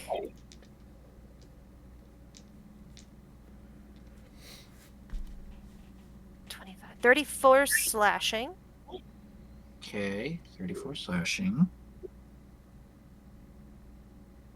And 32, 32 necrotic, halved to 16. Yep, because I have resistance to necrotic. That is correct. Oh, the joys of being an Azamar. Wonderful. That is its turn. Genji, your turn. I won't forget you this time. Thank you. Again, I'm going to stealth forward into. Since an ally is in melee with this thing, you have automatic sneak attack. Yes. Yeah, actually. Yeah, I just want. I don't want to get Enter the anywhere radiant. being damaged. So he is. Genji's going to stealth to the room up above. Mm-hmm. And do a little looky loo. Okay. So with a perception of 15 on the die, 25 total. Okay. You very easily perceive your unique weaponry. This is part of the reason I gave y'all +1 stuff, was because it's automatically going to stand out amidst these other weapons. So you find Okay. your weapons. Yep. So I'm gonna grab that and grab those. I still have my corporeal swords for the moment. Incorporeal means they're like not quite. physical. They're kind of woo. The My- woo woo. Yeah. Sorry, terminology. Totally fine. Psionic weapons. Yep. And I think I have just enough movement to get by the door on the other side, like just kind of like leer around, keep an eye on things. Okay. I will And- allow you to benefit from half cover in that space if it comes up. All right. Because And like the door jam is kind of sort of blocking you. yeah, and I'm just going to say stealth You want me to re-roll or Yes, please. If that's Okay. what you wish to do, please roll stealth. 18 on the die for 31? 31, yes. Nice. So you stealth quite well again. Cool. And not last but not least, Rorn, it's your turn. Rord is going to wordlessly bring up his sword now that he is in melee combat with this thing. Yeah. And he is going to make 2 attacks against this thing. Okay. The first one will miss, but the second one is going to be a... Actually, yeah. First one's going to miss with a 11, but I'm pretty sure a 25 is going to hit. Yes, that will hit. All right, so max damage for 12 slashing, and Okay. it will take 10 additional radiant Okay. from the attack. And then, since it's the end of my turn, it will take another automatic 5 damage for being near me. Rorn, how would you like to do this? So, wow, first one of the campaign. Because it is exactly the amount needed. You reduce it to 0 with your aura. So, seeing it dodge the first swing, Roran's then going to invert the sword skillfully in one hand to bring it down right about at the neck jugular in a stabbing motion down. And using his aura, he just brings that being down to the ground and then just...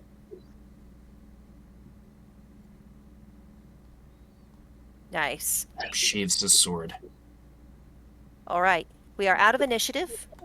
If anyone wishes to address the smoking near corpse that is Lytle, now is the time. Yeah, Riker would run over to him. Okay, Hold on, you guys all froze. I need to get out and come back in. that's fine. I'm not going to. Bonus. I'm not going to run to him, but I will walk over towards him. Stroll. Just Yeah. stroll. Yeah. Yeah. Casual. Just very casual, and I will. I'm gonna clench my necklace, and I will give him cure wounds. Okay. What level? It's technically second, but it's on the necklace, so he gets Okay. 16. He gets 16 hit points back, Okie dokie. which is actually a garbage roll for that. Yeah, it's not great. Cool. So Lytle is at 16 HP. He is not awesome, but he's definitely not dead. And that goes for all of you. Conveniently, you are all somehow not dead. The weight and gravity of what has occurred to you in the last, if time has meaning to the gods, in the last however long, and the weight of the Herculean tasks that have been laid on your shoulders or have been withheld from your shoulders for the time being, almost being worse. You are suddenly aware of just how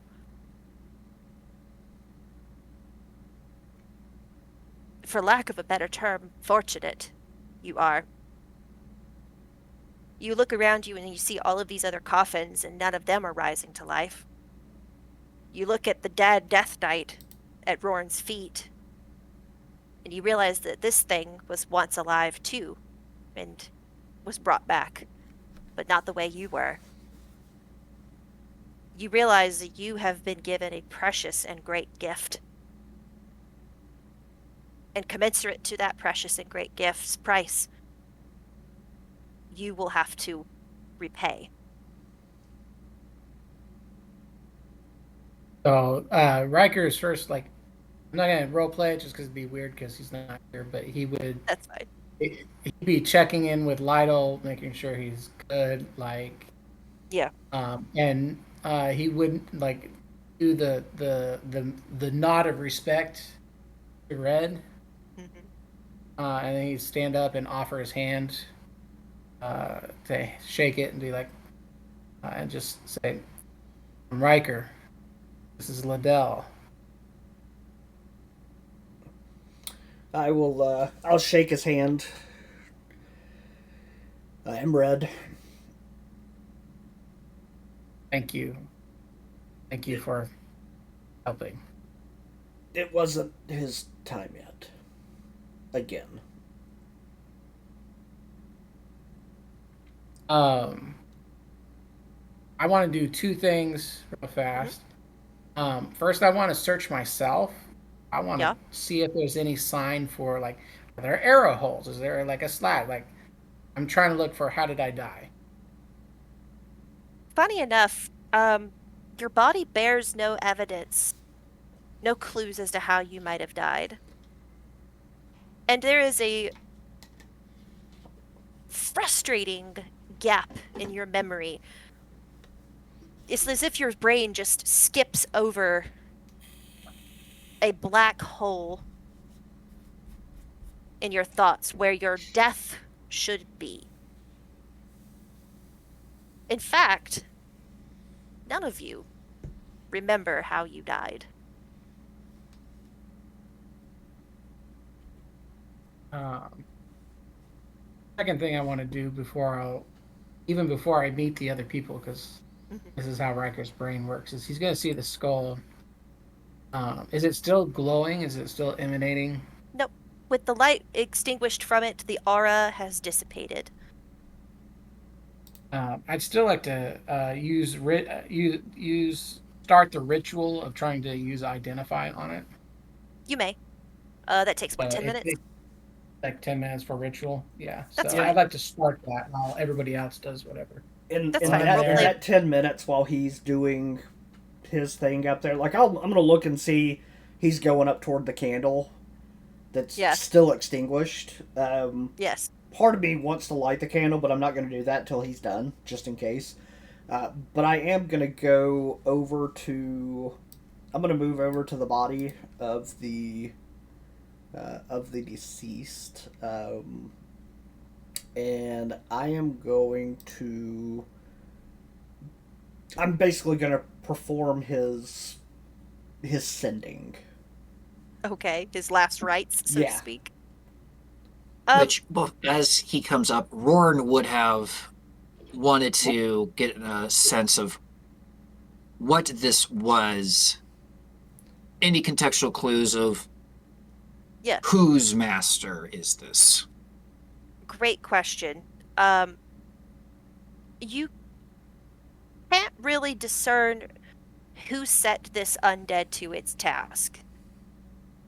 But, Red, you know what paladin armor looks like. And you have enough experience in the world of undead to understand that this is a death knight. This is what happens when a paladin dies having broken its oath and then set by a necromantic magic to a dark purpose. So, as you perform this rite of basically sending the soul of this thing onward, you realize that there is something like, for lack of a better term, a spiritual sigh. As if the malice and the frustration and the confusion and the anger at itself is finally laid to rest. If you had not performed last rites on this thing, it would have risen to life again 9 days from now. So, good job. Or rather, risen to undeath again. Good job. Riker,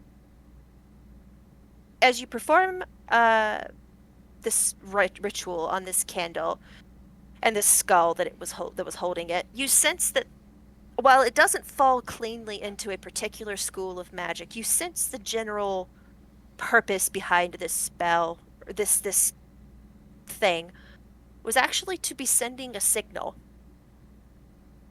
Perhaps even a signal that all was well. And now that it is extinguished, that signal is no longer transmitting. He'll swear, very, like, not like a rich boy swear. This is like sailor swearing. Yeah, so, for those of you that know the art of swearing, the art of swearing, you know that there's a difference. This is not like rich boy swearing. This is like sailor swearing. Yeah. And then he's going to yell out, "Guys, this was a signal. I think people are going to come check it out. We need to get out of here now." Okay, you can all we move don't your know tokens. each other. Oh no, you do. No, we don't know. Ish. You know for a fact that each of these people was in those jars that the Hold on. gods. No, I'm getting there. Okay, Let me role play. I'm sorry. Oh, Let him cook. I Let him know- cook. I know we don't know each other, but if that was not a hallucination, which I don't think it was. We all got a job to do. Bloody gods are in it, so let's get out of here and we can talk afterwards. Sound good? Did you try to light the candle again? Don't think it's going to help, but we can try that.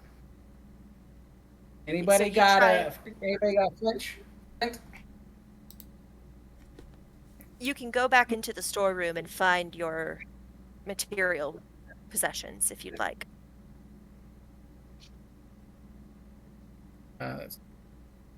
If it wasn't I think I would immediately even- on your body when you passed, it was put in this storeroom essentially. Before But we, because yes, I'll walk over. Is the skull is the wax like all the way down to the floor? Is like it's stuck to the floor, or is it movable? oh yeah, no, it's adhered. It's in here. Okay, all right. All right. In that case, I will take out my little tinder box that I have on my person. Yeah. And I'm gonna strike it, and I'm gonna try to light the. Candle.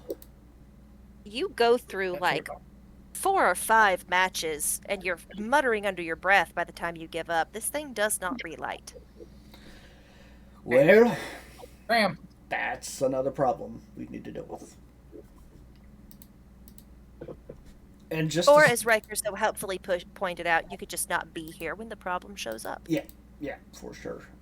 Before we So move Riker, on, with the sending being done, Mhm. is there anything on his armor that gives me any hint, like a name or anything? Actually, yes. This was a low-level paladin of Kelimvor. As everyone's And just by filing the- out, I'm just gonna like scribble quickly in my journal, like on the last page, like the next blank page in it. Mhm. Just Paladin of Kelimvor.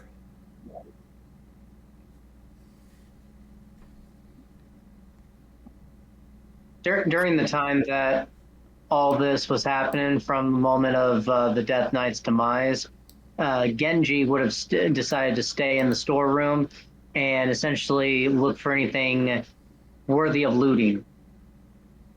So, All right. I'm We assuming will he settle up isn't- on.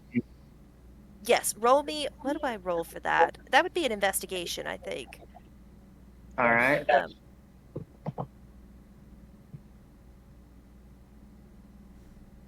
Where's my station? There you are. Okay. Don't move up the steps yet, guys. All right. That's 19. All right.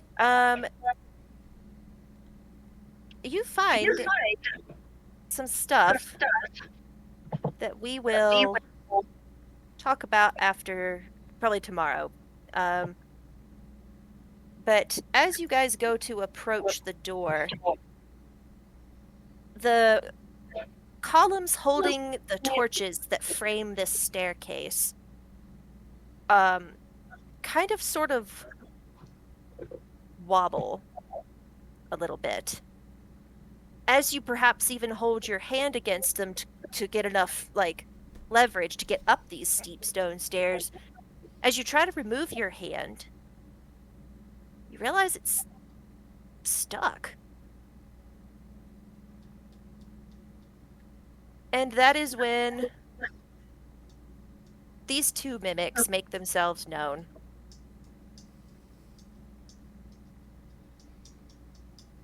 And they are going to, with their surprise round, attempt to bite you. So, we will roll initiative next time we get back on. But suffice it to say, you're going to have to work a little bit more to get out of here. Cool. Joffrey, you gave me great inspiration the other day by saying you wanted a mimic fight. I will not say this is going to be the last mimic fight of this campaign.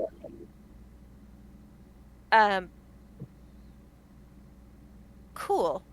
Awesome job, you guys. Oh, and I'll move Lytle. Lytle's like, wait for me! Okay.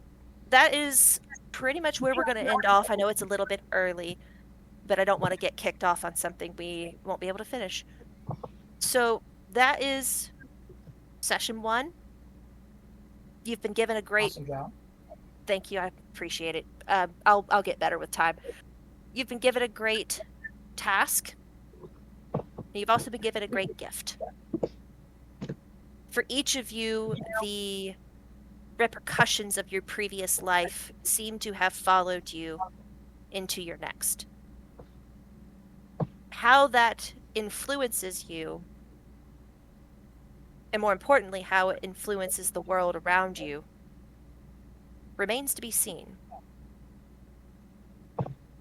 But this ragtag group of adventurers, newly risen from the dead, has been given a fresh start and a job to do.